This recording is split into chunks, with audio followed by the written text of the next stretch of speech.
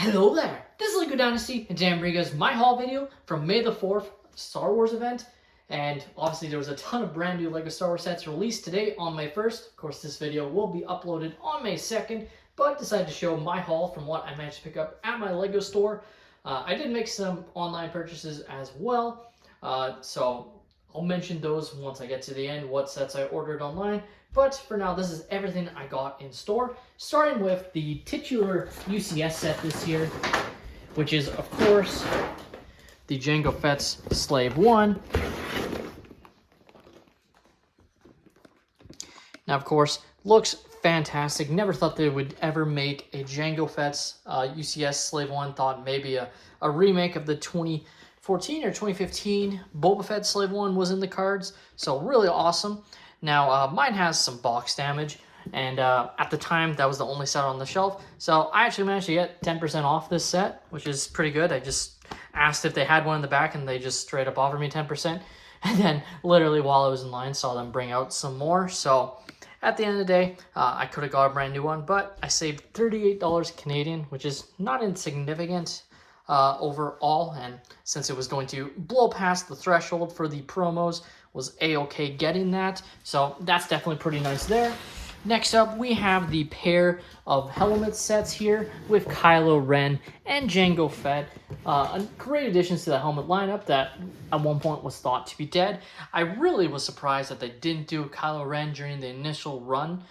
It just kind of felt like something they would do, especially in that first wave when they came out, since the sequels was, top of mind at that point of time. So obviously sequels weren't that popular, so maybe that contributed to why they never did it.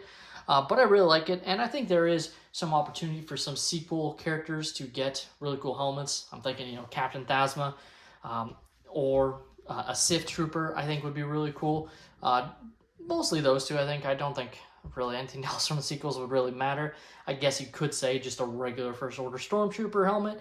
But at the end of the day, I'm very happy that we got the Kylo Ren helmet.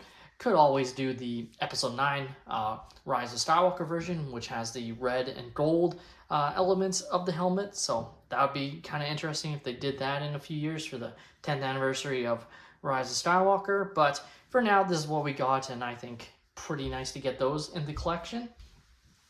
Now, also, the yearly Brickhead set came out, so I did pick up the Revenge of the Sith Brickheads, which I think is pretty cool. Unfortunately, same price as the other Brickheads, but they always had an extra, smaller character, which this one does not. So I'll do my main thoughts on that in this review, but that's the only disappointing thing, and I think what they could have done to make it work was something quite simple, but they obviously chose not to do it, and it specifically has to do with Chancellor Palpatine, or Emperor Palpatine here, because I think they could have done something to make it worth it. But overall, love the lineup overall. Does feel like it's missing Obi-Wan Kenobi, but then I think you're taking out Emperor Palpatine. And I think the main reason they did and want to take out Obi-Wan Kenobi is they have a very similar one from the Obi-Wan Kenobi series Brickheads currently out, though that is retiring pretty quick. Moving on, we also picked up the Star Wars logo set, which I think is really cool, but definitely would have been nice to get some minifigures. I actually saw someone do a custom, or not a custom set, but basically they just split it up and then had minifigures in between, which I think definitely could have been done. So you could have displayed it like this, but then also displayed with minifigures that it could have included, which would have had it been more in line with what we got from Lego Marvel, which was a little bit more expensive than this set, but it also had a lot more functionality than what this has. So still, I think it looks really cool and definitely is going to look great on display there. And the other Force Awakens set, and the most interesting addition to the mid-scale lineup, in my opinion, which is Kylo Ren's Command Shuttle, does feel like a missed opportunity to not get some of the other cool ships that we won't ever get from, Force Awakens, some of the big capital ships, just like how we got an Acclimator. Like, we've already gotten Kylo Ren's Command Shuttle, and don't get me wrong, this is really cool, but, I don't know, it feels like they could have chosen something a lot better than this for the mid-scale lineup, but I did still pick it up today. Now, this is not a new set, or really a set that I don't have, But to match the threshold for one of my orders or purchases so I could get the promo, I did pick up one of these. Again, the Imperial Dropship versus Rebel Scout Speeder. For now, this is an investment set. I might end up keeping it, but it just kind of made sense to me to pick up. I just have a feeling this might be one of the more like underrated of these sets, like just the fact that it has, you know, the 6 troopers, you know, 3 rebel troopers and 3 stormtroopers, and then that pink QT KT astromech. I just have a feeling it's going to be a really popular set in retirement, and I guess we'll see if that ends up being true. Moving on to my final order, and the one that gave me the most disappointment, as I basically made 3 different orders, so I got, or 4 different orders I should say, ended up with only 3 of the Camino Trooper promos, which I'll show off. But this is the order that I wasn't able to get it for, which was Chopper and the U-Wing, along with the Pilot Luke Brickheads. So at the end of the day, I was going to pick up these anyways, but when I went up there, you know, you never know what's going to happen.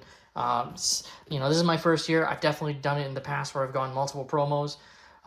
You know, basically I would go purchase a set and then I would go back in line and get more sets. And at a certain point, they cut me off, which I wasn't going to put up a fight about it, but definitely was the first year. Probably just shows you how popular this promo is. So not going to put up a fight about it because some people only end up with 1, but I feel like if they're not really blocking you, you might as well get more, especially a promo like the Camino Troopers. But still, I think Chopper's awesome. I think the U-Wing is nice. I didn't have the previous one, and now it goes for about $400 Canadian on the aftermarket, or you know, secondary market on Facebook Marketplace, etc. So it's kind of, you know, when you can get this one for $80 or $400 for the other one, even though the other one is vastly superior. I'm not sure it's $400 superior. That's just the fact that it's retired, of course. It's definitely not the most exciting brickheads we could have gotten this year, but I'm still, you know, glad to add it to the collection for sure. Like I said, I ended up with 3 Millennium Falcon promos, and then, of course, the one everyone wanted, the Camino Training Facility promos. I ended up with 3 of them in store, so definitely pretty nice there. And definitely plan on keeping 2 for myself. You know, ending up with 6 cadets, I think, is a nice collection. And then the other ones, I'm probably just going to sit on. I'm not going to sell right away. I just, you know, Clone Troopers always do well in retirement, and I have a feeling these are going to be no different, if not even better. You know, people are already selling it for $60 plus here in Canada where I live. I guarantee that number is going to grow quite quickly. So if you're not planning on buying enough to get it in store, get it early, because that's when the market hasn't really decided. So especially if you see it for a lot cheaper than what I mentioned at 60 Canadian. Like I actually saw one for 30 Canadian, and I'm like, should I go get it? But guarantee it's probably sold. I mean, that was an hour ago, but they wanted you to pick it up, and it was about a 45-minute drive from where I live. So don't know if I'm willing to do that, but definitely a nice price at $30, especially when multiple other people are selling theirs for $60. And how could I forget the promo that everyone was so excited for? I love it. Like, it's definitely the one I wanted the most when I saw it. It's another coin. Like, admittedly, yeah, I like it a little bit better than the ones we got in the past. I like the color. It definitely looks nice. No way am I going to put it on my keychain. Like, it's just going to sit in this box. But it's still a nice promo that's included with the Jango Fett's Slave 1 there. So that's pretty nice. But still, I do wish we got a minifigure instead of this. Overall, pretty nice May 1st haul. Definitely a lot of money went into this. At the end of the day, my overall thoughts on the May event this year is pretty disappointing, to be honest with you. And I did mention I did get some other sets online. So I got the AT-AT pilot helmet and the Pod Racer diorama, specifically because those weren't in stock at my LEGO store, so it just made sense to buy it online. So with those, I got just another Clone Trooper vs. Droids Battle Pack, the $40 with the, you know, Clone Troopers and Shock Troopers and Super Battle Droids Battle Pack, just to get the threshold. So that's definitely nice. So I ended up with 4 total of these Camino Trooper training troopers. So that's definitely pretty nice there. At the end of the day, though, it really feels kind of strange. Some of the sets that didn't get extra sales or points, like the droid builders, create your own droid that has the, Kenobi Princess Leia figure. Like that one didn't get on sale at all. Like that to me is comical. And so I was like gonna get it, and then I'm just like, it doesn't even get double points. Like a few years ago, Lego did something similar where a bunch of sets were excluded and then the event wasn't as successful. I think they're banking on the fact that they have a really good promo this year, because at that time they didn't have a good promo. Because the following year they had everything, no matter what. Everything, including brand new sets, was double points, which, to be honest, I think should just be the norm. Like, it's just double points. It leads to people buying more of your products.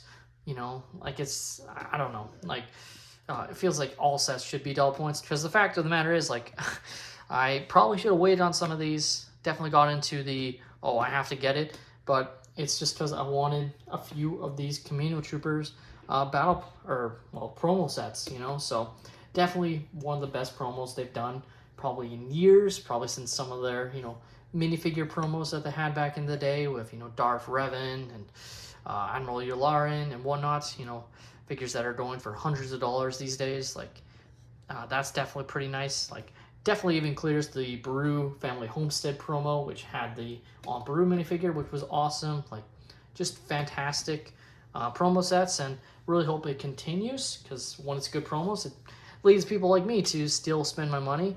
But still, I do hope it's not super successful overall, so next year everything gets double points at least.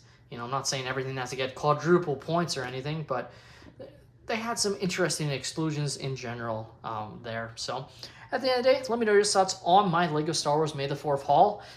Definitely going to look to get as many reviews out as possible. Obviously, again, had a slower month uploading content in April, and that's because I am making some changes to my Lego room. You can kind of see some of it in the background there, and obviously my lights.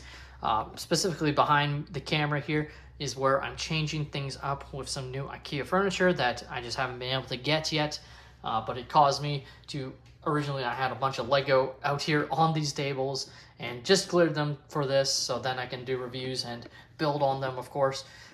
So that's definitely pretty nice, but it definitely made it so I wasn't able to record or any reviews. I had a few that I had banked, so those went out, but also had one that I just didn't get to. It's a retired set, but I've also picked up some really cool retired sets that I haven't reviewed yet that I'm really excited to, and I hope you guys are excited to see what those are. So please leave a like and subscribe if you have enjoyed, and have a great day, everyone.